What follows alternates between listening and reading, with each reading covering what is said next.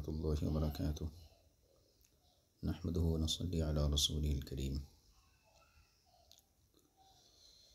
جامعہ انوریہ حیدرآباد باب العلم انوریہ educational society کی جانب سے تفسیرات احمدیہ کے درس کا سلسلہ جاری ہے۔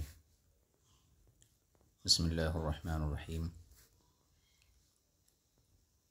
وَإِذَا نَادَيْتُمْ إِلَى الصَّلَاةِ اتَّخَذُوهَا هُزُوًا وَلَعِبًا ذَلِكَ بِأَنَّهُمْ قَوْمٌ لَا يَعْقِلُونَ۔ صدق اللہ العظیم۔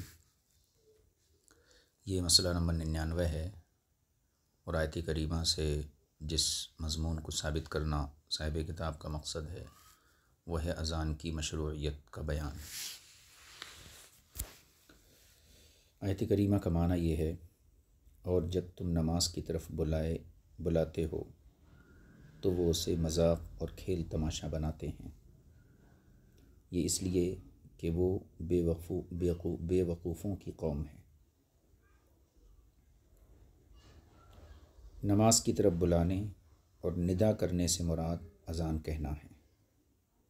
وَإِذَا نَادَيْتُمْ إِلَى الصَّلَاةِ، جب تم نماز کی طرف بلاتے ہو تو اس بلانے سے اور ندا کرنے سے مراد اذان دینا ہے، کیونکہ اذان کے ذریعے نماز کی ادائیگی کا اعلان کیا جاتا ہے۔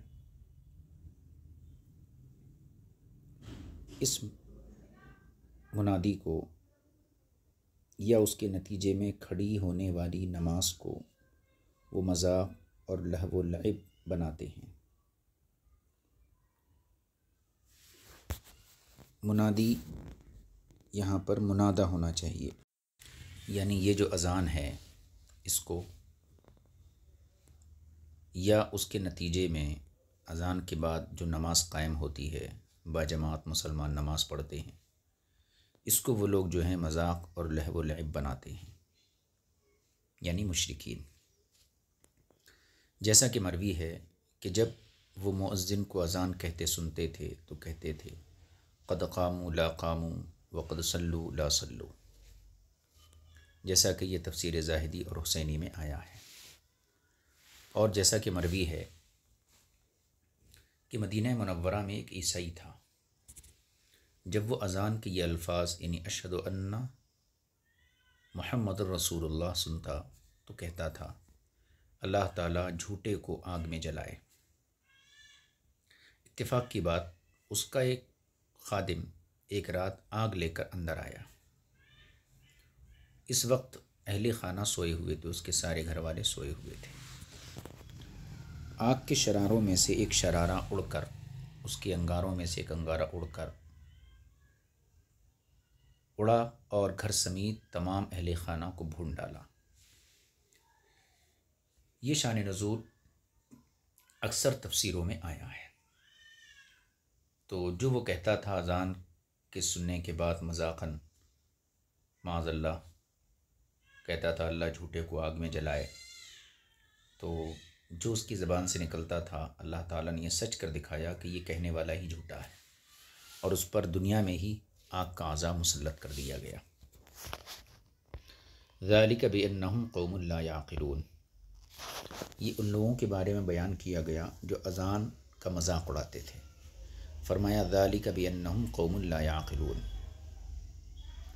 اس کا معنی یہ ہے کہ ان کا اذان یا نماز کو کھیل تماشا اور مذاق کہنا اس سبب سے تھا کہ وہ قوم تدبر و تفکر سے کوسوں دور تھی، یعنی ان کے دل و دماغ میں غور و فکر کرنے کی صلاحیت یہ مفقود ہو چکی تھی۔ بجائے اس کے کہ وہ قرآن اذان کے کلمات پر غور کرتے اور اس سچائی کا یقین کرتے، اس کے بجائے وہ لوگ اس کا مذاق اڑاتے تھے، گویا ان میں عقل نام کی کوئی چیز ہی نہیں تھی۔ یہ معنی اکثر تفسیروں نے، اکثر مفسرین نے نقل کیا ہے۔ یا یہ معنی بھی ہو سکتا ہے لا یعقلون کا، کہ لا یعقلون کو لا یعلمون کے معنی میں لیا جائے، یعنی انہیں اس بات کا علم نہیں تھا کہ اذان کے جواب میں اور اس ندا کے قبول کرنے میں خود ان کا کیا فائدہ ہے۔ اگر انہیں اس بات کا علم ہوتا کہ اذان کا جواب دینا چاہیے اور اذان کے اندر جو حقیقت کلمات کے اندر بیان کی جاتی ہے اس کو قبول کرنے میں کیا فائدہ ہے، اگر وہ جانتے تو پھر جو ہے اس قسم کا مذاق بھی نہیں اڑاتے اور ایمان سے دور بھی نہیں رہتے۔ تو یہ دوسرا معنی ہے کہ لا یعقلون کو لا یعلمون کے معنی میں لیا جائے، یعنی انہیں اس بات کا علم نہیں تھا کہ اذان کے جواب میں اور اس ندا کے قبول کرنے میں خود ان کا کیا فائدہ ہے اور اس کے ترک میں انہیں کس قدر نقصان ہے، یعنی کلمات اذان کی حقیقت کو قبول نہ کرنے میں کس قدر نقصان ہے، یا وہ اس بات سے لا علم تھے کہ نماز میں کیا رکھا ہوا ہے اور دعا میں کیا ہے، یعنی اللہ تعالیٰ کی رضامندی، اس کی طرف سے مغفرت، اس کے حضور ایک پکارنے والے کی طرح کھڑا ہونا اور برائی اور بے حیائی سے رکنا، یعنی نہیں، ان باتوں کا انہیں علم نہیں کہ نماز پڑھنے والے کو یہ باتیں حاصل ہوتی ہیں۔ یہ معنی امام زاہد رحمۃ اللہ علیہ نے خاص طور پر ذکر کیا ہے۔ آیت کریمہ کے ذکر کرنے سے یہاں مقصد یہ ہے کہ اس میں اذان کی مشروعیت اور اس کی فضیلت پر دلیل نص قرآنی ہے، یعنی اذان کی مشروعیت یہ قرآن کریم سے ثابت ہے۔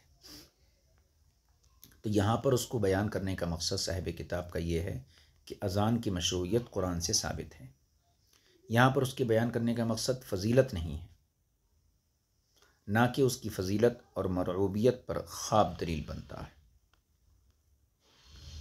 نہ کہ اس کی فضیلت اور مشروعیت پر خواب دلیل بنتا ہے۔ مفسرین اکرام نے ایسا ہی ذکر کیا ہے۔ حضرات فقہاء اکرام اس کے در پہ نہیں ہوئے، انہوں نے اس کی فضیلت اور مشروعیت حدیث پاک سے ثابت کی، یعنی وہ حدیث جس میں حالات خواب میں موجودہ طریقۂ اذان کا حکم دیا گیا اور فرشتے کا کلمات اذان لے کر آنا اس کی مشروعیت کی دلیل بنایا گیا ہے۔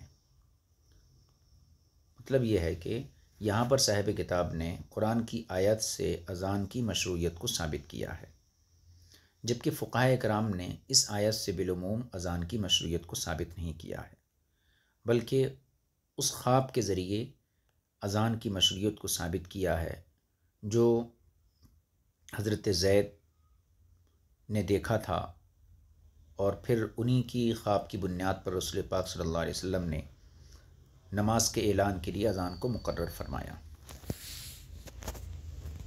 تو فقہاء کرام نے اذان کی مشروعیت خواب سے ثابت کی ہے، اور صاحب کتاب نے اذان کی مشروعیت اس آیت کریمہ سے ثابت کی ہے۔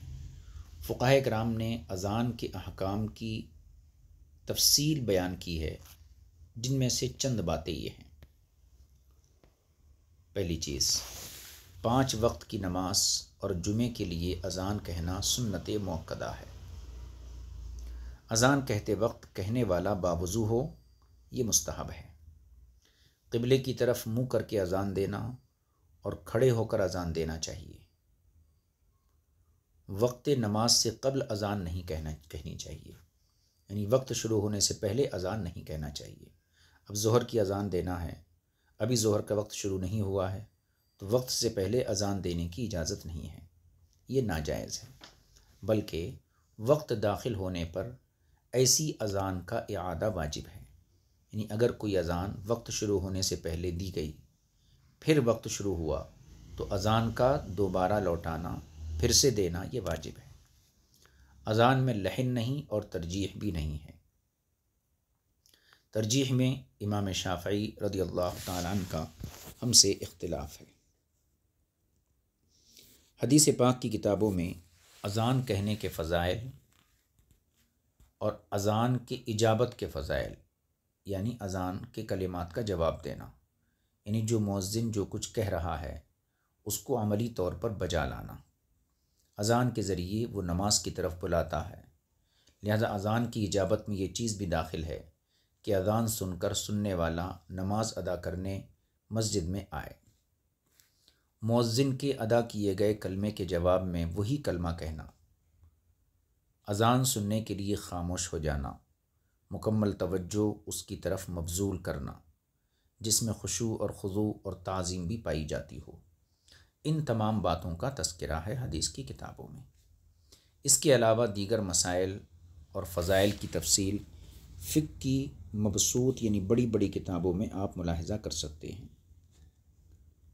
تو یہ مسئلہ تھا نمبر 99۔